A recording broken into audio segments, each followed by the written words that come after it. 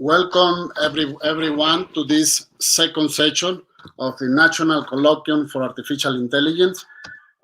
This colloquium is an initiative organized by the Mexican Society for Artificial Intelligence, the Artificial Intelligence Alliance for Mexico, the Mexican Academy for Computing, and the other researchers groups involved with artificial intelligence, like CINVESTAV, SIC, Instituto Politécnico Nacional, UNAM, etc. Today, we are honored to receive to Professor Baldi, Pierre Baldi. Professor Baldi will present the talk entitled Artificial Intelligence, Deep Learning, and Virtualization. Right now, let me to present a very short curriculum about the huge curriculum of Professor Baldi. Professor Pierre Baldi is a distinguished professor from the Department of Computer Science Director, Institute for Genomic and Bioinformatics, Associate Director, Center for Machine Learning and Intelligent System from the University of California, Irvine.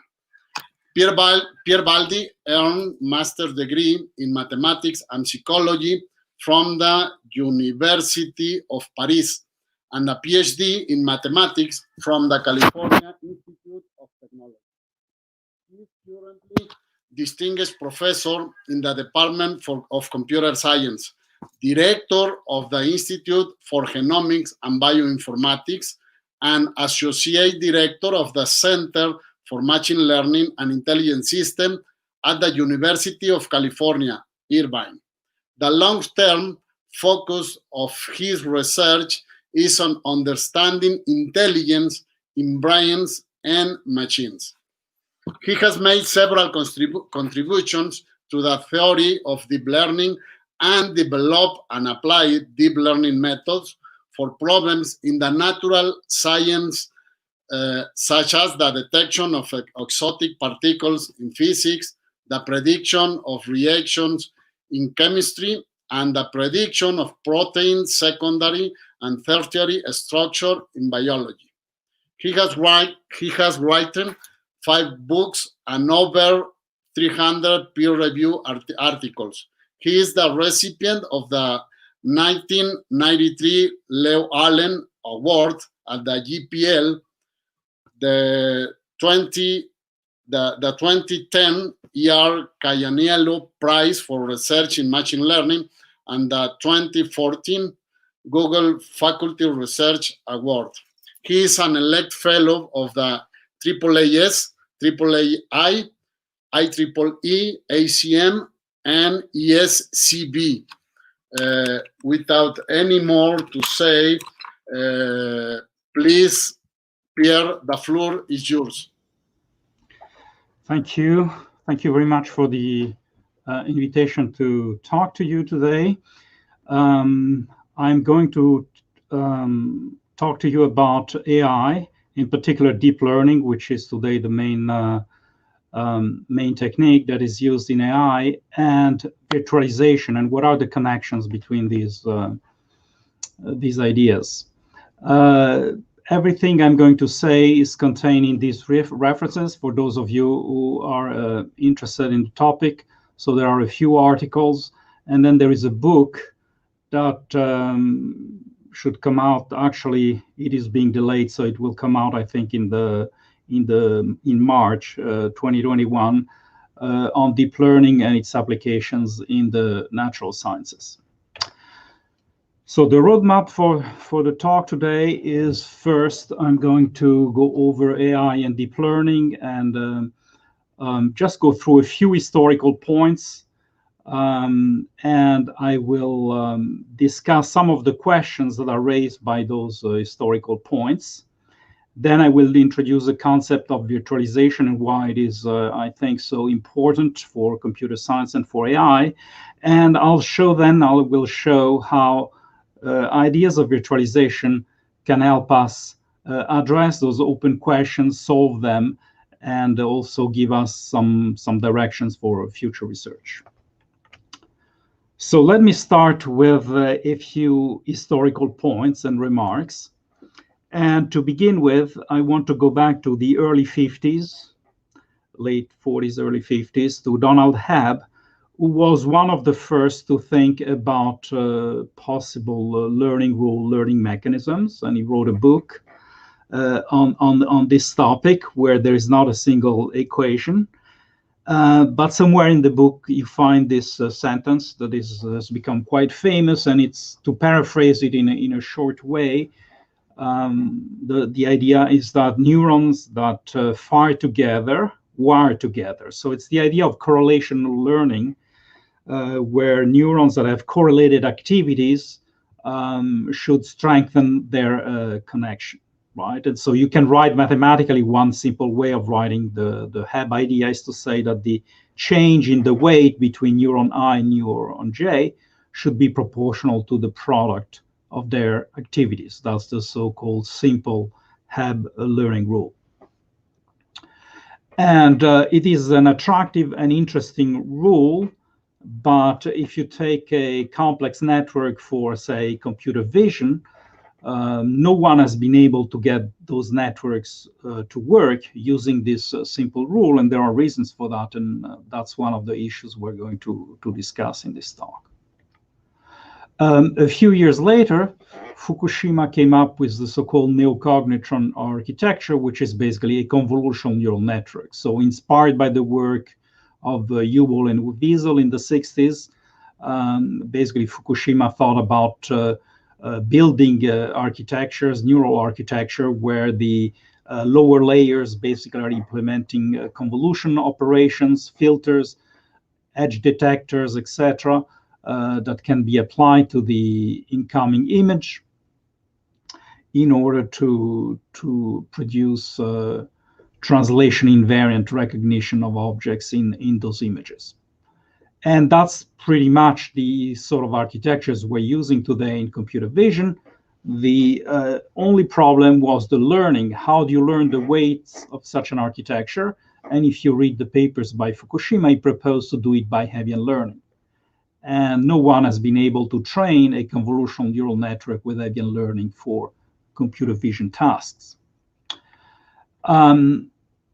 The algorithm that works for learning, as everyone should know, is backpropagation or stochastic gradient descent, where basically you have some kind of error function at the output in supervised learning. And the idea is to train the weight to minimize this error function. And this is done by gradient descent. And when you derive the equations for gradient descent, it's a straightforward application of the chain rule. You find that the way you change the weights in a deep connection between neuron J and neuron I is by this formula, which has a learning rate. It has the output of the presynaptic neuron. So in that sense, it's very Hebbian. But then there is another term, which is called the backpropagated error at the neuron I here.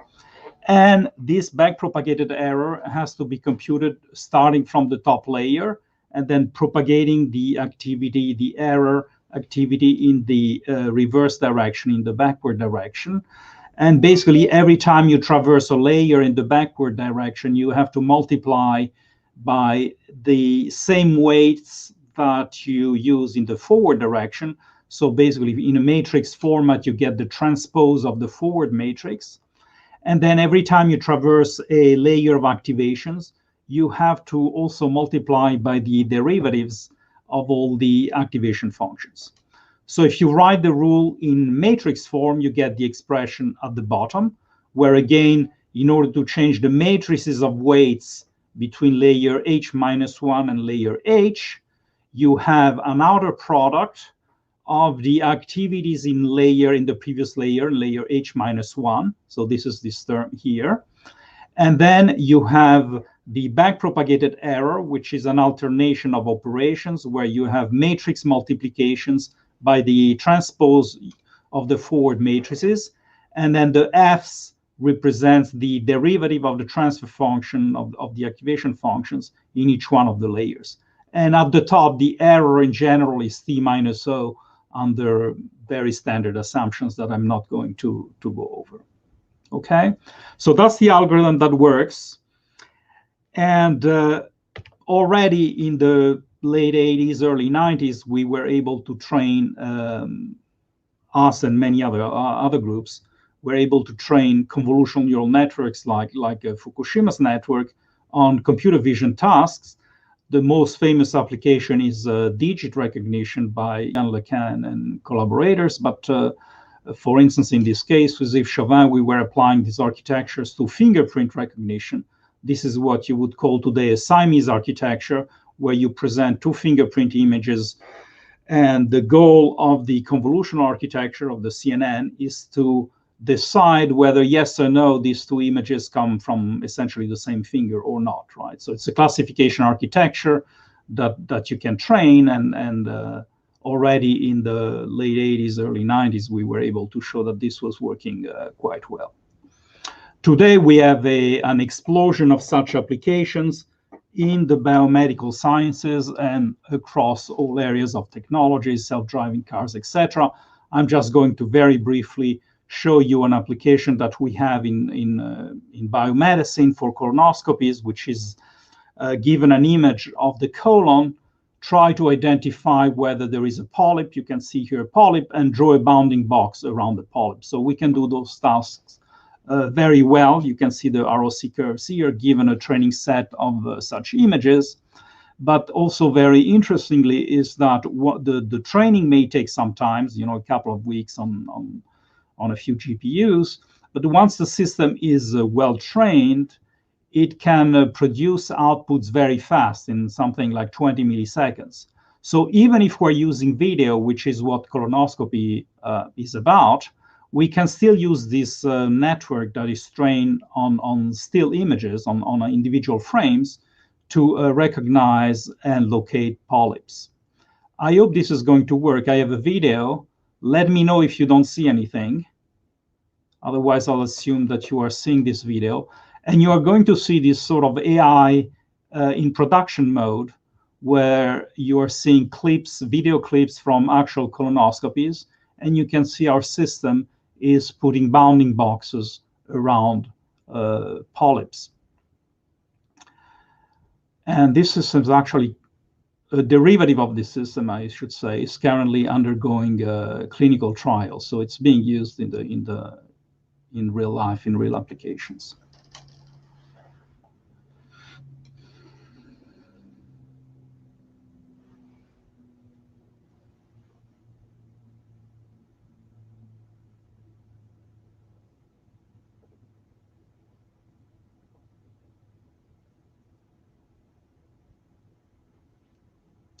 Okay, I think you get the idea. I'm going to try to go to the next slide. Another application, a recent application of deep learning is to somehow reasoning, right? You may think that it's only good for perceptual things, for computer vision or speech processing, things like that. But you can also, in some sense, do reasoning with, for instance, deep reinforcement learning. So this is an application to solve the Rubik's Cube. And you're going to see a Rubik's Cube and then a scrambling of the cube. And then the AI, again, the deep neural network that was trained to solve the Rubik's Cube, produces the solution here, a sequence of move. So R is, for instance, turn the right face clockwise, R prime, turn the right face counterclockwise, etc. And you apply those moves, and it puts the cube back into the solved state, right?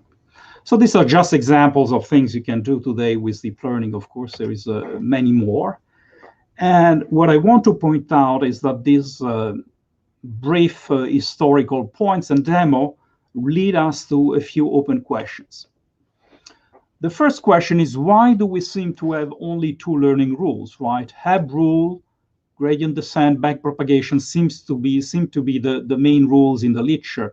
Those of you who are expert know that there is a few other things. There is things like Oja's rule, etc., etc. But by and large, these are the main rules. And so the question is, what is the space of learning rules? Are there maybe better learning rules out there that we should try to find, etc., etc., right? A second question is backpropagation Hebbian? In a sense, it looks Hebbian because it is a product of two things, so there is sort of a correlation idea there. But the backpropagated error is not the activity of the postsynaptic neuron. So in that sense, it's not Hebbian. And we need to resolve this tension and better understand this question. The third question is why Hebbian learning failed in the neocognitron and pretty much any other CNN or any other deep learning application, right? What is the reason behind that? And then in backpropagation, we saw that if you write down the mathematical equations, in the backward pass, you have to use exactly the same weight that were used in the forward pass. And this seems very difficult to do in physical neural systems, in particular in biological systems. It's virtually impossible to have neurons running in both directions that have exactly the same synaptic weights. So if you think that there is something biological plausible in backpropagation, this is definitely a problem, and one has to think of ways for addressing it. So what I'm going to do now is to solve these four questions through the concept of virtualization. So let me say a few things about virtualization. Very simple idea. It's the mapping or simulation of a computing process onto a different computing process, possibly with different hardware substrate, etc., producing the same overall results. So it's a very basic idea. You're all familiar with it.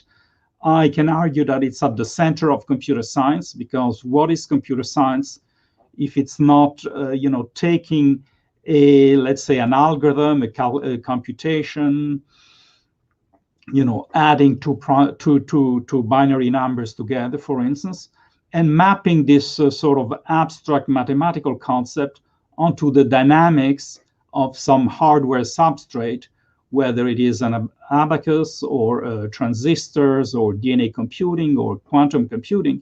You have a mapping from a sort of abstract entity onto the dynamics of a physical system, right?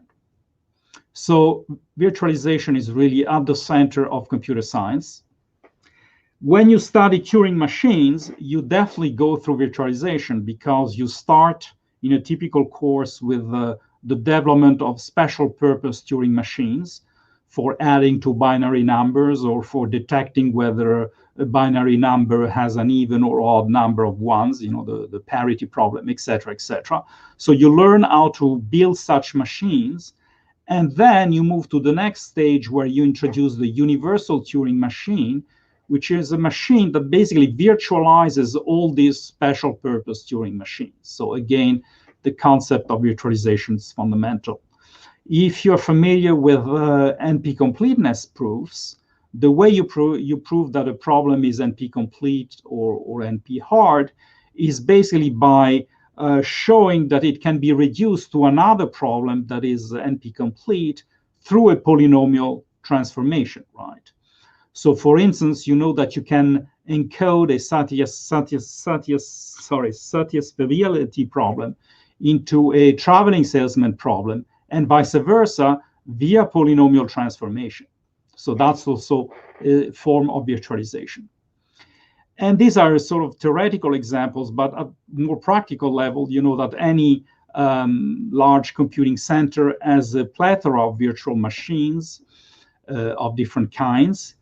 And the window interface also can be thought of a virtualization, right? You have this, for instance, little folders where you put files in, but of course this is just an abstraction. Things like the remote desktop application in Windows, where you connect to a distant machine and you have an interface that gives you the impression that you're sitting in front of the distant machine as if it was right in front of you, is another example of virtualization, etc., etc. So virtualization is everywhere around us. And one thing to notice is that virtualization can create a sense, in some way, illusions, because, for instance, in the virtual desktop application, it gives you the feeling of being in front of the computer which in fact is very far away. And sometimes you forget that you are in front of an illusion. And when you resolve the illusion, sometimes you discover something interesting. And that's exactly what we're going to do to address the deep learning problems that I have described to you. And so I think of these things a little bit like these puzzles or these problems that you play when you're a child, where you, in this case, you have puzzles that can be viewed in two different ways. And both ways are right in front of you under your eyes, but until you see them, you don't see it, right? And it's the same thing that is going on, I think, with deep learning. So for instance, here you have both a rabbit and a duck, but sometimes your visual system gets stuck on just one of these representations and you don't see the other one. And the same thing, those games you play as a child, where you have to find a certain object, for instance, the pencil that you see here.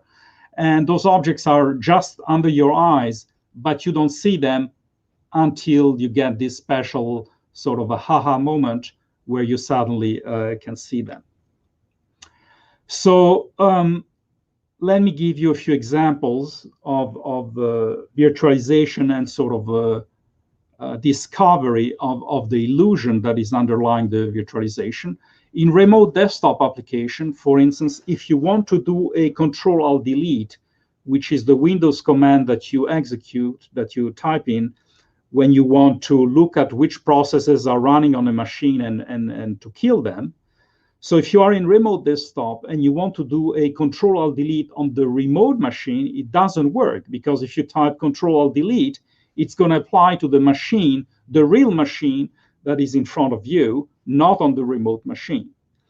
And so when you discover that, you have to find what is the right command that allows you to apply Control-Alt-Delete to the remote machine. It turns out to be Control-Alt-End for those of you who are using a remote desktop application, right? So now we are going to apply these ideas to deep learning and to see where is the virtualization in deep learning and why, when we suddenly get out of the illusion, we find the solution to all the questions that I described to you, okay?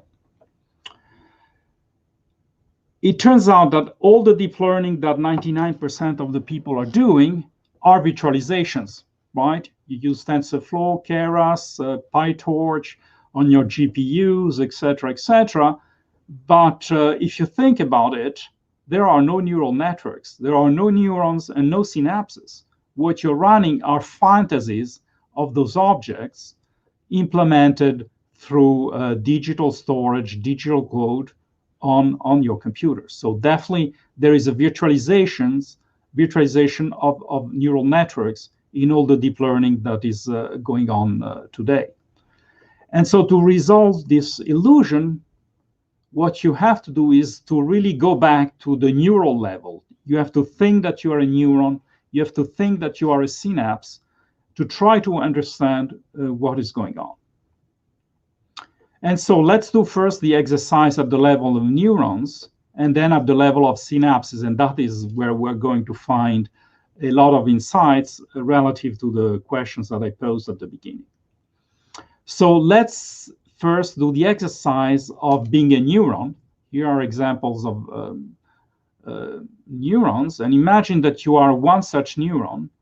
And as a warm-up exercise, let's look at the problem of computing parity, right?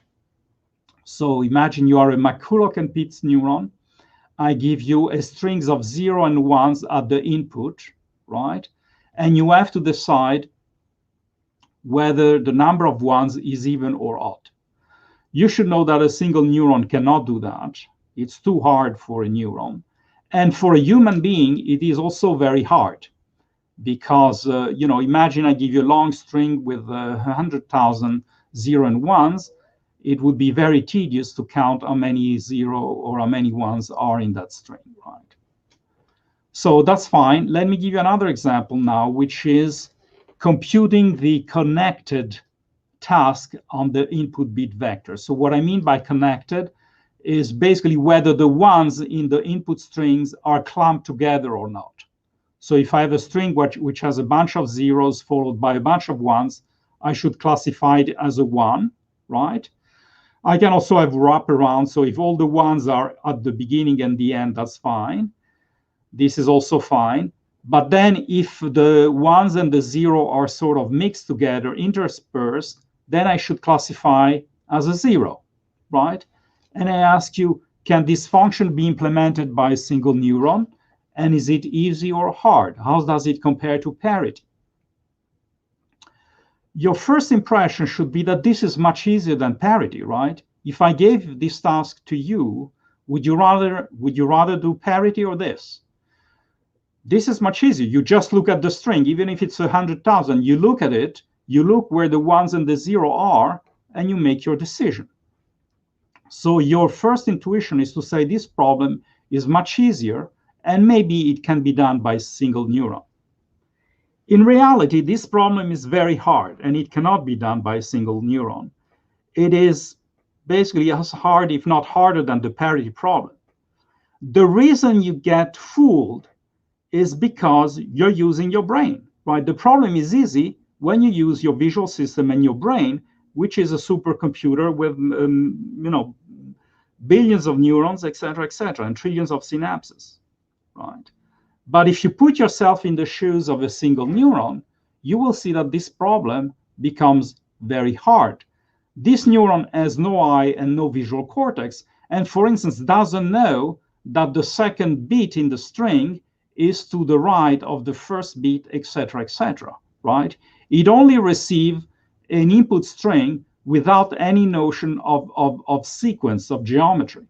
And so the problem is much harder, and it has to learn, basically, what is the particular permutation that is being used at the level of the inputs. So this is an example of something that you understand only when you put yourself in the shoes of a neuron. So let's put ourselves now in the shoes, so to speak, of a synapse, right? And synapses are very small. So it's a little bit difficult to think about them if you're not used to do so. And so what I'm going to do is to rescale synapses by a factor of 1,000,000, 10 to the 6, to give you a little sense of the sizes of these objects in relation to each other. So when you do this, you get the following basically table. A synapse in real size is about 10 to the minus 7 meters.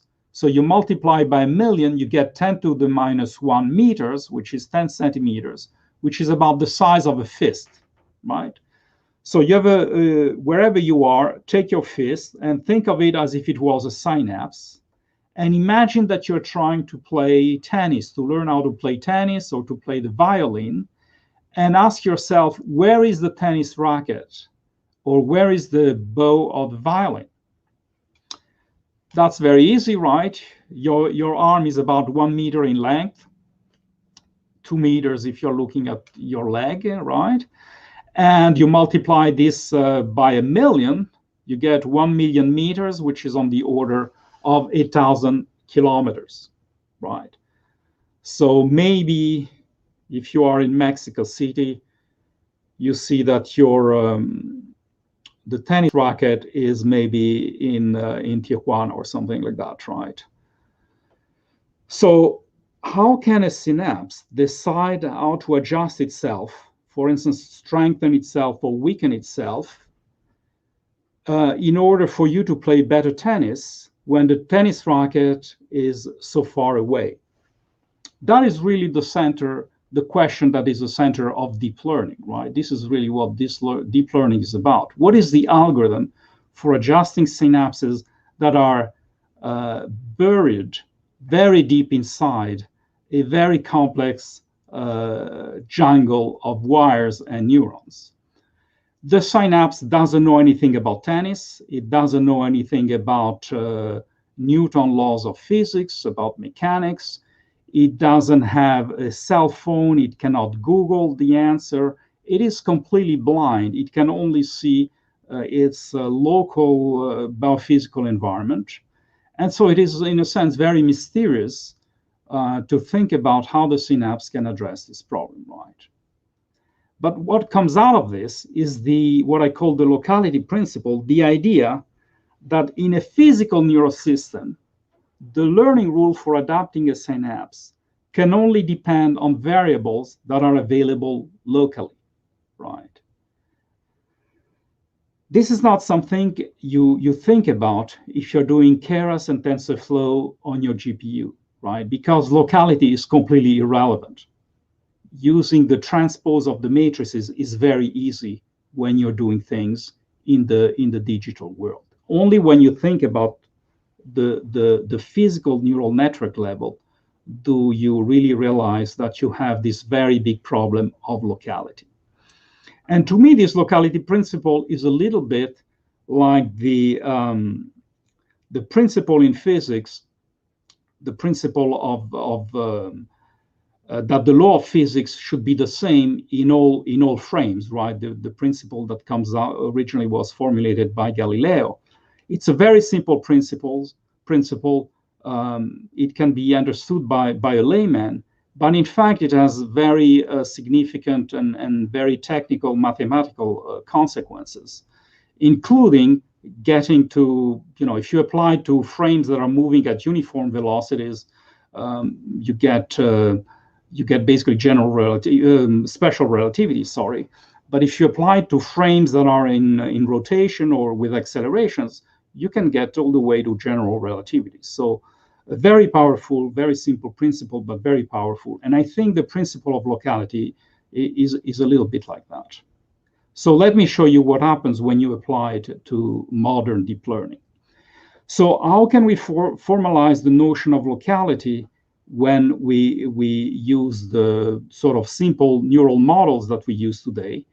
Well, we're going to say that the rule for adjusting a weight, the delta Wij, the learning rule, has to depend on variables that are available locally, and a reasonable choice of local variables could be the presynaptic activity, the activity of neuron J, or J, the postsynaptic activity, the activity, the output of neuron I, and then maybe the synapse itself, right?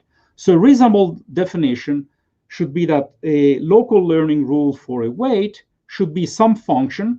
For now, let's not worry about the type of function of these variables, of these three variables here. Now, what about the targets? So if you are at the top of a, say, deep feed-forward network, you can imagine that the targets are available locally. They are local variables.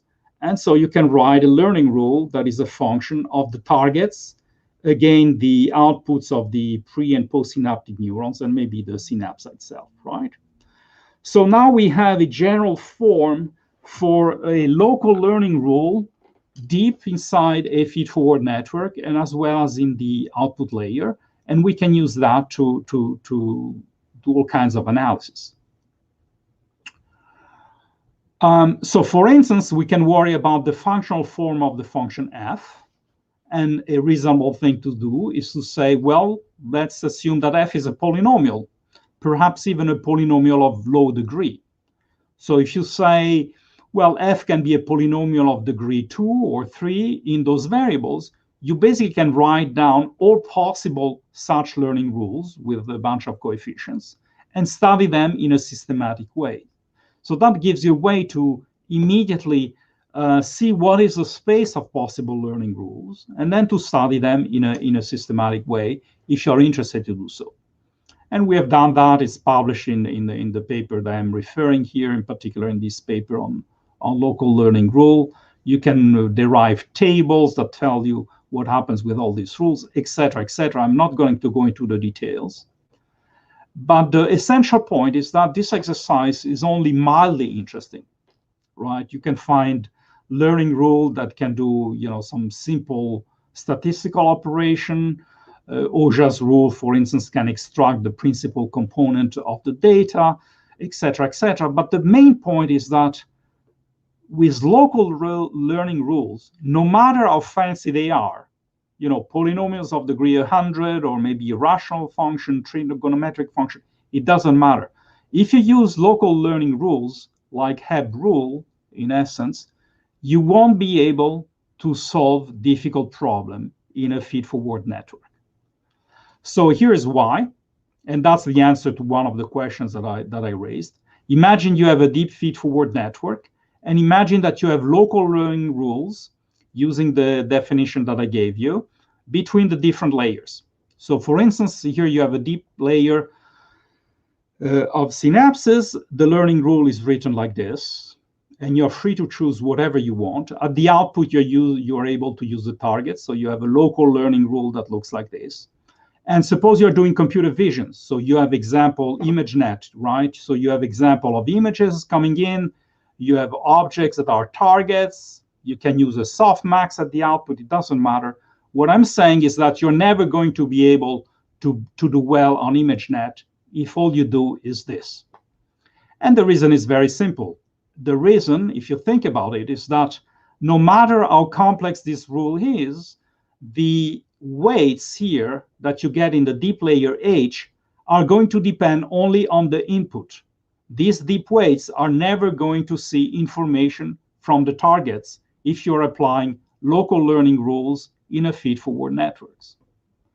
In order for the deep weights to depend on the targets, and you can easily show that they have to if you want to be at an optimum mathematically. If you write the equations for the optimum, you will see that the weights must depend on the targets, right?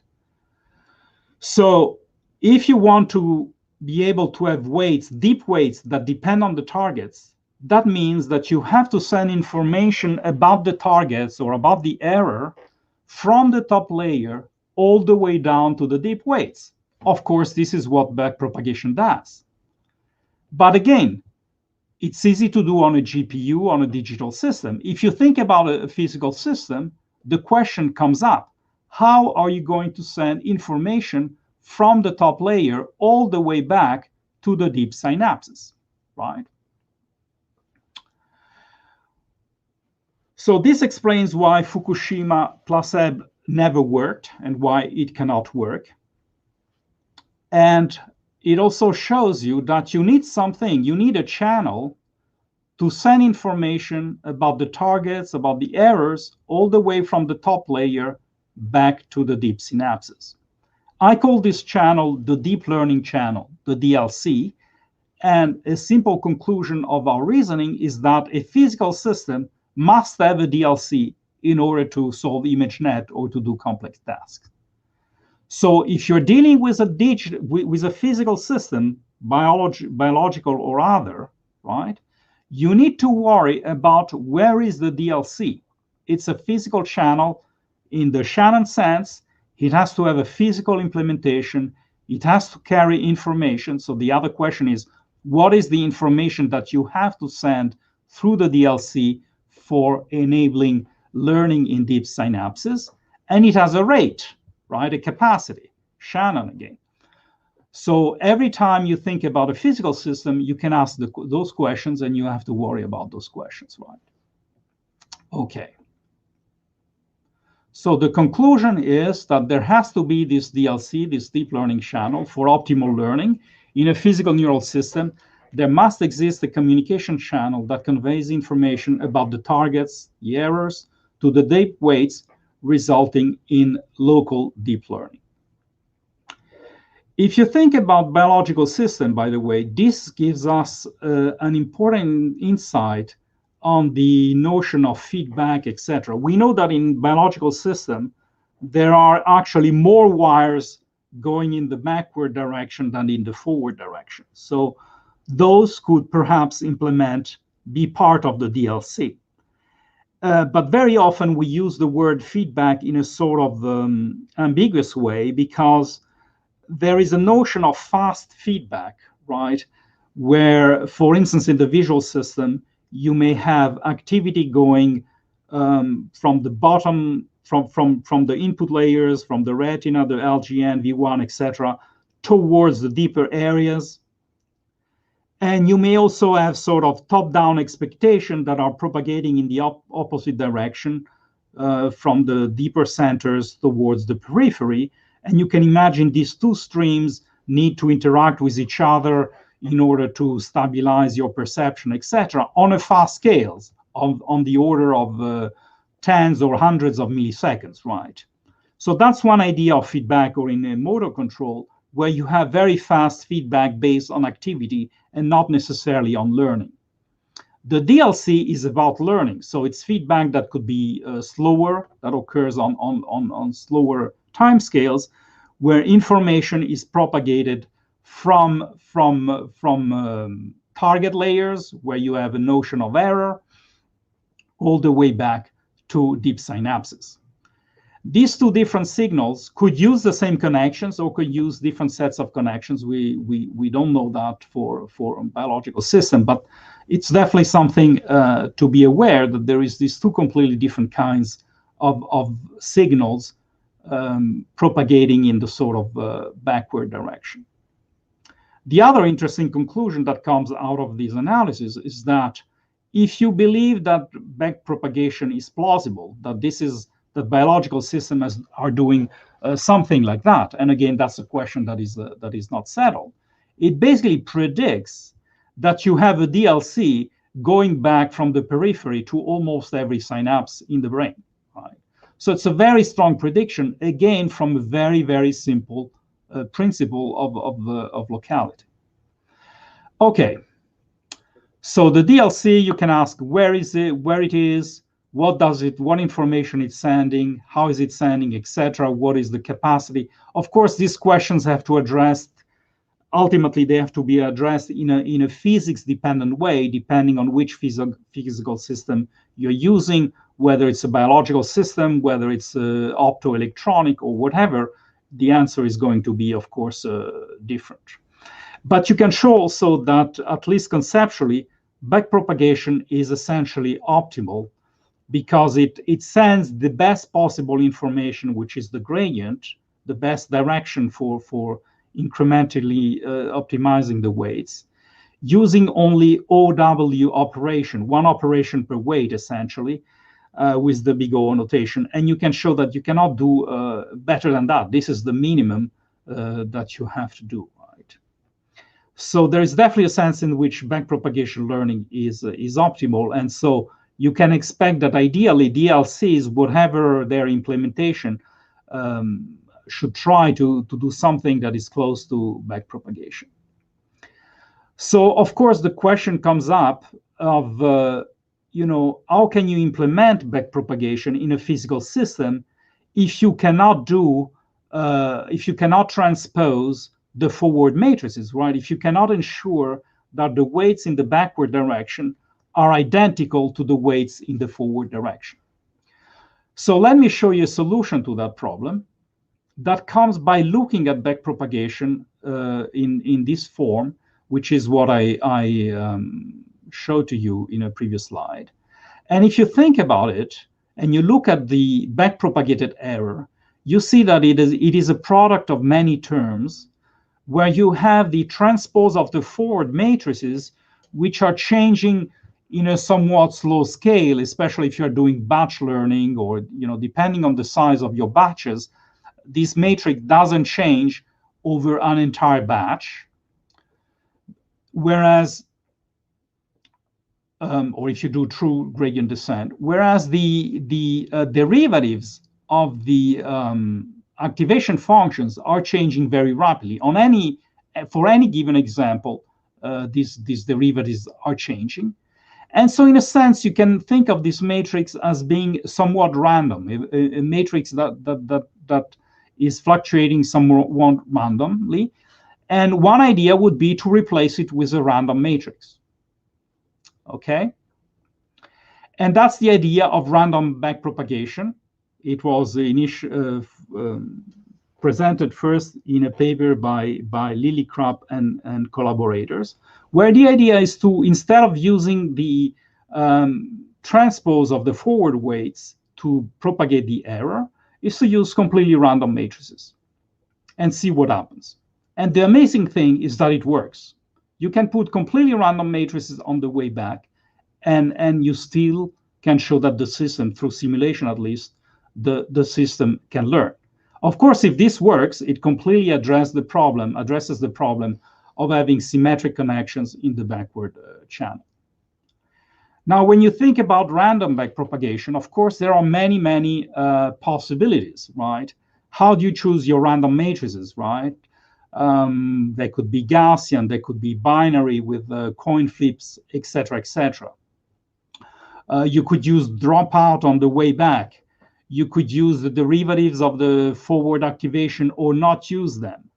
You could imagine that the weights in the backward direction are adaptive themselves, are changing with some learning rules, so that they are operating in the same way as the forward weights. Otherwise, you need to postulate two different types of matrices, the forward one which are adaptive and the backward ones which are not adaptives, etc., etc. You can also have skipped connections, where instead of propagating the arrow back in a random way, layer by layer, you could go directly from the top layer to a deep layer via a random matrix, etc.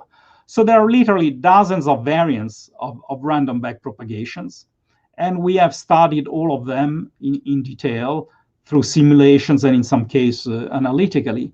And the bottom answer, the high-level picture, is that they all sort of work. You can see here, these are examples. We did experiments on NIST or CIFAR-10, for instance. And you can see that most of these variants of random back propagation are capable of learning the data. So the general idea of using random signals, random matrices on the way back is very robust to all these variation.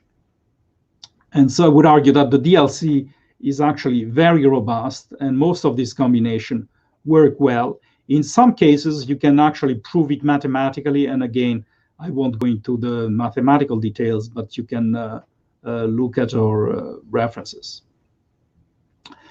And finally, there is a particular architecture which is called the circular autoencoder, where you have an input layer and you go around and you come back to the initial layer.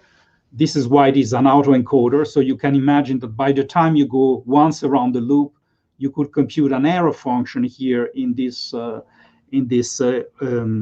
initial input layer, right? You can have bottleneck layers around the loop if you want to do compression, etc. But the point is that if you think in terms of DLC, when you have an architecture that is circular in this way, you have a forward channel that propagates your information forward. But if you think about the DLC, you could imagine using the same channel to transmit error information or target information for learning. So in this case, you don't even need to have a secondary channel like random matrices in the backward direction for learning. You could imagine trying to learn everything using only the forward connections. And the way to do that is that in the most simple form, there is many variations, but in the most simple case, you just send the information around the first time, then you send it around the second time, and you imagine that the first pass is the target for the second pass. That's the original idea of the recirculation algorithm introduced in the 80s by Hinton. But using ideas from the DLC, this can be studied at a deeper level. Again, we have mathematical results on this, and you can see that this is actually a variant of random back propagation. So I would say that recirculation, all the recirculation algorithms are actually special cases of random back propagation. So this is a summary of sort of the sequence of main ideas that I've described to you. And again, I refer you to the papers for more details, simulations, and mathematical understanding. Everything comes from the basic principle of locality. Learning rule for synapses have to be local in a physical learning system. And unless you think about virtualization, most of the time you live in an illusion. You're not thinking about a physical neural system. You're just thinking about the digital simulation of the physical neural system when you're doing standard deep learning neural networks on your digital machines. Thinking about locality immediately gives you a sense of what is the space of possible learning rules. It helps you identify why backpropagation is optimal. It explains why Hebbian learning never worked in the original convolutional neural network architecture of Fukushima. In order to learn, you need a DLC, a deep learning channel, in a physical neural system. This raises the question of why, how can you deal with symmetric matrices in a physical neural systems? One possible solution is to use actually random matrices, which is very surprising, but that's the idea of random backpropagation, and it works. It is a physically plausible approach to applying backpropagation in physical neural systems that cannot transpose weights, cannot transport weights. There is an interesting mathematical connection behind all this to Hilbert 16 problem, which is basically solving different polynomial differential equations, which is a very difficult problem and still open. And finally, you can look at recirculation algorithms, where because you're looking at difference between the first time around the circle and the second time, what you get is a notion of locality in time. You have to remember the results of the first pass in order to implement the corresponding learning rules. So learning rules have to be local both in space and time, and recirculation is a nice illustration of what locality in time could be. And it's also a special case in a sense of random backpropagation. So to summarize, I raised 4 fundamental questions about deep learning. All these questions are difficult to answer when you are in the virtualization, the digital simulation of neural systems. Once you start thinking about physical neural systems, you see immediately the locality principle, how important it is, and you come up with a solution, a good answer, I think, for these 4 fundamental questions. Looking a little bit at the future, if I had to speculate, I think that virtualization is going to remain an important guiding process, an important guiding idea in AI for future progress.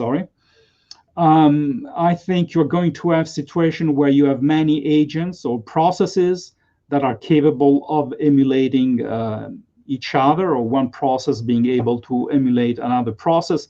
This could be within, let's say, a brain where you have different systems, and one system being capable of looking at other systems and emulating them, or of course across different systems, different agents, different brains, etc., etc. And I think we do have a challenge or a handicap when we're trying to uncover these virtualization operations that may be going on in biological system or other system, because again they are opaque to our introspection. So it's back to this idea of illusion, and until we see things in a sort of a clear way, we are going to have a challenge in trying to uncover these levels of virtualizations. And we can look at what happened from evolution, and I will finish with a little story, which is a theory. It's not by any means proven, but it gives you a little bit of hint of what could be happening. And if this theory is correct, you will see that virtualization had a fundamental role to play during evolution of the brain and during the evolution of the intelligence. And the idea is that one of the major breakthrough during the evolution of intelligence was the transition from cold-blooded animal to warm-blooded animals. So going from basically from crocodiles to mammals, if you want, tens or 100 million years ago. And the issue is that a warm-blooded animal needs 10 times more energy per pound of weight than a cold-blooded animal. So if you need 10 times more energy, you need to be very adaptive, very smart. You have to be able to navigate different environments in order to acquire the food that you need, right? The energy that you need. So there is really a jump of intelligence that occur there. And there is a big problem, because if you are a cold-blooded animal, if you look at cold-blooded animal, they don't seem to care very much about their offsprings. The offsprings are born almost fully functional. If you look at turtles or crocodiles, they can swim very early and obtain the food and the energy that they need very early after birth. On the other hand, for a warm-blooded animal, there is a long period of learning that is necessary in order to become, more intelligent. And so the offspring of warm-blooded animals are born fairly helpless. Humans are completely helpless for several years, and so how do you take care of an offspring that is completely helpless for several years if the mother or the parents are cold-blooded and do not care about the children, right? So one idea is that what happened is that the brain of the warm-blooded mammal basically started feeling the pain of the offspring, of the warm-blooded offspring, as if it was her own pain, right? And if a warm-blooded animal feels the pain of an offspring as if it was her own pain, of course, it will do something and start caring for the offspring. And so for this process, feeling the pain of the other in a very strong way, it's of course a process of virtualization, which is at the root of empathy, etc. You have to be able to simulate the brain of the offspring somehow and the situation of the offspring, so that when the offspring cries, for instance, you sort of feel a pain and sort of a force to try to alleviate that pain and to take care of the offspring. This has been put forward by Pat Churchland and others. Again, it is a theory, not everybody subscribes to it. But if it was true or had some elements of truth, you can see how during evolution, this issue of virtualization, of having one brain being able to simulate or emulate some other brain or some other situation may have played an important role. And thus one can guess that this sort of things will also play a role in the future of AI. Thank you very much, and let me try to address some questions. Thank you. Thank you very much, Pierre, for this interesting talk. We have some questions, and I will start with the first one. Carlos Castro comments, "Thank you for the conference. It opened my mind to a bunch of terms I was not familiar with. How much do we need to understand about our brain to improve virtualization and artificial intelligence?" Well, that is a very tricky question that comes up all the time, right? Should the future of AI be guided by neuroscience? I think it's a fundamental question. Every scientist has to make a choice on that spectrum. So if you're asking my personal opinion, I think that there is still a lot to be learned from biology. I don't think we have extracted all the trick that we need for building more intelligent systems. But again, some scientists disagree. Some scientists think we just need to scale up deep learning with more GPUs and more data. My intuition is that that is not enough, but it's definitely a question that you should think about. And it's a difficult one because biology is very complicated. So if you study neuroscience, it's full of complex details. And the question is, which of these details are really important and which are somewhat irrelevant and related to the fact that biology has to use basically carbon-based computing, so a very different type of hardware compared to silicon, right? But it's a good question, of course. Thank you. Raul have another question. Is there any relevant knowledge about the backward channels in the human cortex that could be exploited in deep learning?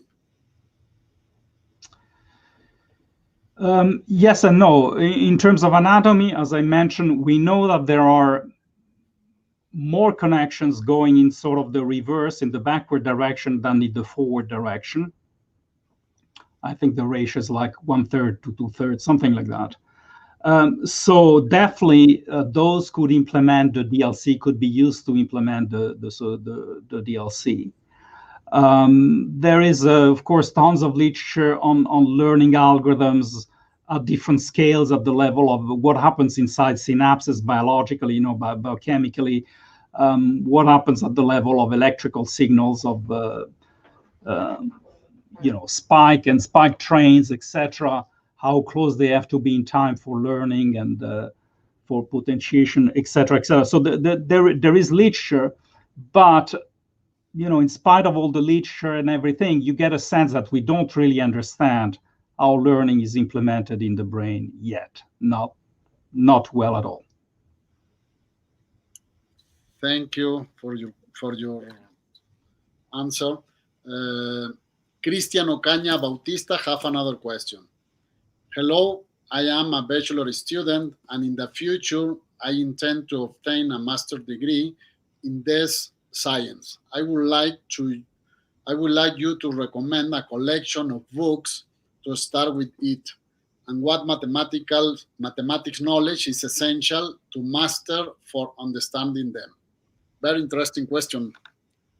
Well, I will embarrass myself by recommending my book, which is not out yet, but if you send me an email, I'll send you, I can send you some chapters, but there are other books out there, so you should do your own literature review, but I will shamelessly recommend you my book. In terms of what mathematics, again, it depends at what level and what kinds of things you want to do. There is a little, you need to know, I would recommend studying all, the basic mathematics you should learn in college. So basic calculus, basic probability, basic combinatorics, basic optimization. Those are definitely useful. Differential equations. If you want to understand things mathematically, those are and of course linear algebra. Those are the basic things that you should study and use. But then if you start working in particular areas, you may need also more advanced concept. Information theory is also, of course, something you should study, and it's very useful to better understand deep learning and neural networks. Okay. Let's continue with another question. Enrique Zucker says, regarding backpropagation with random matrices, this have to be a random, or there could be a deterministic? They can be deterministic. They don't have to be completely random. Of course, they cannot be all zeros, for instance, right? So there are some constraints, and if you look at our papers, you will see a little bit more about that. But yeah, you could pick up a deterministic matrix and it may work, or set of matrices and they may work. Yes. Okay, thank you. We have a question. Let me just add something. Also, another thing I want you to notice, random backpropagation is something that nobody uses in applications, right? Because again, on your GPUs, you can use a transpose and everything is fine. Nobody is going to think or use random matrices to do backpropagation in all the applications you see. Furthermore, it is true that if you use random matrices, things are a little bit more difficult. They converge more slowly, etc., etc. It hasn't been, completely studied in detail. But so again, because of the virtualization issue, random matrices are interesting only for people interested in the theory or people interested in physical neural system. For practical purposes, for applications, so far, there is no examples that I know of where using random backpropagation is helpful to you. So again, almost nobody uses random backpropagation. That doesn't mean it's not a very interesting concept, of course. Okay, thank you. We have another question. Alpha Kumol Tech, this theory can be applied to quantum machine learning? I don't know much about quantum machine learning, but I mean, I think the locality principle is a general principle that applies to physical systems in general.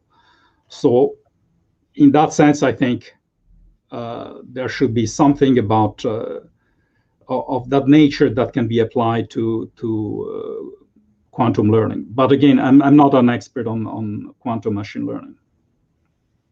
Okay, thank you. I have a question. What do you think is the most important advance in deep learning the last years? What do you think about? What do you consider is the most important advance? Well, it depends what you call the last years. Everything you see today, what really makes it work is basically the fact that we have GPUs, the fact that we have abundant amounts of data of all kinds through the internet, databases, et cetera. And it's also very helpful to have, very good software libraries that are, very robust and maintained by companies, by industry, like TensorFlow and PyTorch. That's certainly very helpful. But other than that, all the things that you hear about today that are claimed to be major breakthroughs are really small incremental things. We were already training networks with hundreds of layers in the 90s without any problems on CPUs. So I don't think there is a major theoretical breakthrough, but again, I think having GPUs, having data, and having software libraries are really the three main ingredients that make deep learning so useful and so widespread in technology. Okay, thank you. Another question. What do you think, or what are supporting deep learning to address actual problem like the pandemic that we are living right now? What successful results have obtained by using deep learning to address COVID-19 pandemic or something like that? Well, I've seen people who have done a little bit of that, but I've seen groups applying deep learning, in very different areas. You can apply it to, for instance, you could apply it at the molecular level in drug discovery, trying to find new drugs for COVID, trying to better understand COVID proteins, for instance. So that's at the molecular level. You could try to help the effort to find better vaccines. And then at the other end of the spectrum, you can apply deep learning to the literature on COVID and related viruses and related biology, or you can apply it to data from social media, or to monitor how the disease is spreading, et cetera, et cetera. So people are doing that. They're working with natural language, with text. They're working with protein sequences, all kinds of different representations. In the short term, I think, from a scientific point of view, what we need the most is a vaccine. We're told that vaccine should be available in the coming months, and that was not done using deep learning, as far as I know. Okay. Thank you very much again, Pierre, for your interesting talk. Of course, thank you very much to all the attendees that I followed this interesting talk. And I asked to Enrique Zúcar in order to share information about the next talk in the frame of this national colloquium. Please, Enrique, the floor is yours. Yes, hello everybody. I want to invite you to our next talk that is going to be in around 1 month, presented by Dr. Adam Darwish.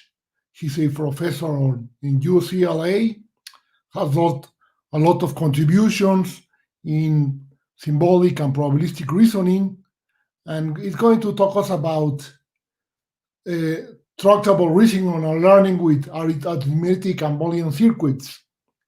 These type of systems are very interesting. They can have maybe a bit in between graphical models and deep learning, are very efficient, more efficient than traditional graphical models, but at the same time, they can allow to reason and a bit explain their conclusions. There has been a growing interest in these systems, and Adam, that is one of the founders of this area, will talk us about their background, their foundations, and some applications. So you are all invited. This will be November 25 at the same time and by the same channel. Thank you very much, Enrique. And thank you again for Pierre. Thank you for all the attendees. And see you the next month with the talk that have present Enrique Zúcar. Thank you very much again, Pierre. See you soon. Muchas gracias. Muchas gracias.